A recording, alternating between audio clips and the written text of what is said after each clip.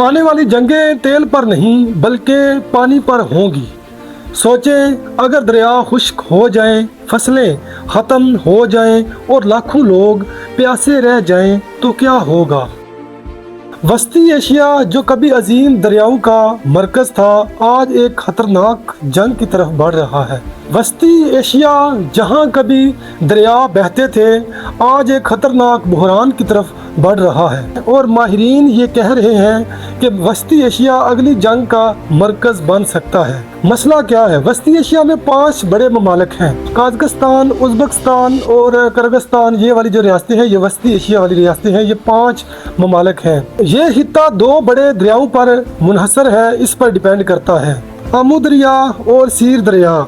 लेकिन मसला ये है कि पानी का ज़्यादा हिस्सा पहाड़ी ममालिक किर्गिस्तान और ताजिकिस्तान में पैदा होता है, जबकि ज़्यादा इसका इस्तेमाल नीचे वाले जो ममालिक हैं, उज़्बेकिस्तान और तुर्कमानिस्तान, ये वाले करते हैं। यानी सिंपल अंदाज में इसको समझें तो एक मुल्क ऐसा है कि उसके पास वाफर मिकदार में पानी है और दूसरे मुल्क को इसकी बहुत ज़्यादा ज़रूरत है। यही तज़ाद एक ख़तरनाक कशमकश पैदा कर रहा है। क्योंकि इनके करीब सोवियत यूनियन पड़ता है, तो हम इस बारे में बात करते हैं कि इसका क्या असर है इन ममालिक पर। पहले ये जो ममालिक थे, ये सोवियत यूनियन का हिस्सा थे, तो पानी की जो तकसीम है एक मरकज़ी निज़ाम के तहत होती थी।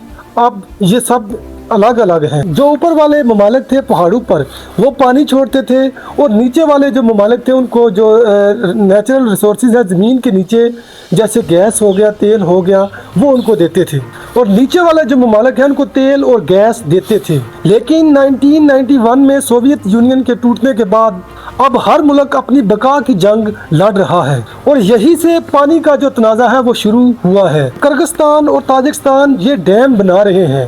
ताजिकिस्तान भी एक डैम बना रहा है जिसे रोगन डैम कहते हैं और किर्गिस्तान भी एक डैम बना रहा है जिसे कैम बारता डैम कहते हैं।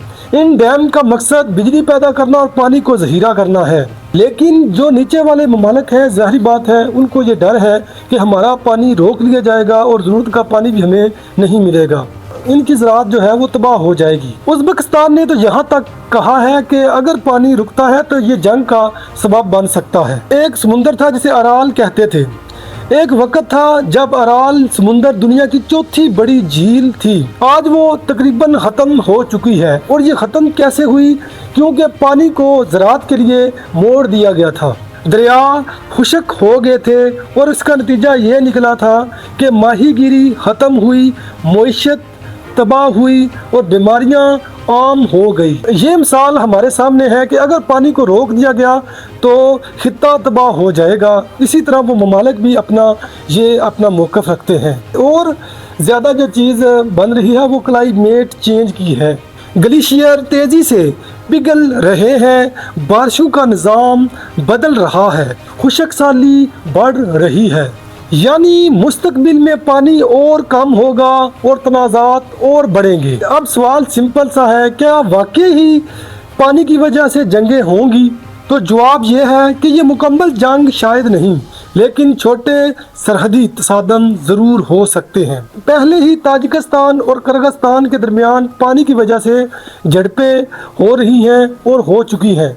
अगर हालात काबू में ना आए तो ये झड़पें जो हैं वो जंग में बदल सकती हैं।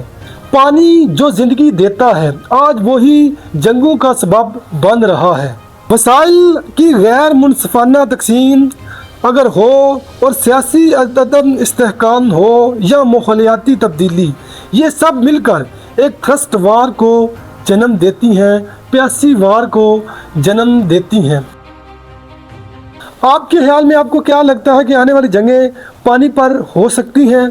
जवाब कमेंट में ज़रूर दीजिएगा और चैनल को सब्सक्राइब ज़रूर करिएगा। मिलते हैं नेक्स्ट वीडियो में।